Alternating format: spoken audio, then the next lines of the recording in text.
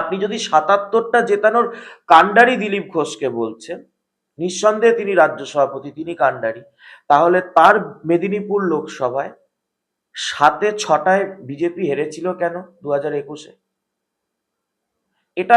এটার জন্য কাকে দোষ দেবেন আপনি? এই দোষের দায়িত্বটা কার? তিনি যদি 2 থেকে 18 করে থাকেন, তাহলে 18-র কাণ্ডারি তিনি, 18টা তিনিই জিতিয়েছেন। সেই 18-র মধ্যে বর্ধমান দুর্গাপুর লোকসভাও ছিল। তাহলে সেই লোকসভায় গিয়ে তিনি পরাজিত হলেন কেন? তিনি তো জিতিয়েছিলেন, 2 থেকে 18 তো তিনি করিয়েছিলেন। না, একেবারে সূত্রের খবর তিনি মেদিনীপুরই চেয়েছেন। সূত্রের খবর অসূত্রের খবর বলে কথা নয়। 2 থেকে 18 করার লোক তো উনিই তো রাজ্য সভাপতি ছিলেন, উনিই তো সাজিয়েছিলেন। শুভেন্দু অধিকারী তো সেই সময় ছিলেন না, সুকান্ত মজুমদার সেই সময় বর্ধমান দুর্গাপুরের দায়িত্বে ছিলেন না, উনি রাজনীতিতে নতুন হয়ে এসেছিলেন। তিনি শুধু বালুরঘাটের জন্য তো লড়াই করছিলেন, একজন অধ্যাপক থেকে তিনি সাংসদ হওয়ার লড়াই লড়ছিলেন। সেই সময় রাজ্য সভাপতির নাম কি ছিল? দিলীপ ঘোষ।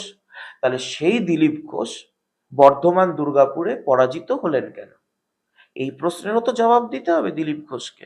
সুতরাং আমি যদি কৃতিত্বর ভাগ নিয়ে বাকি সমস্ত নেতৃত্বকে, বাকি সমস্ত সবাইকে আমি আজকে দোষ চাপিয়ে দেব, যদি আজকে 18 থেকে 12 হয়েছে, তাহলে তার পেছনে দিলীপ বাবু কি নিজের অবদানটা অস্বীকার করতে পারেন যে আমারও কোনো জায়গায় খামতি থেকে গেছে?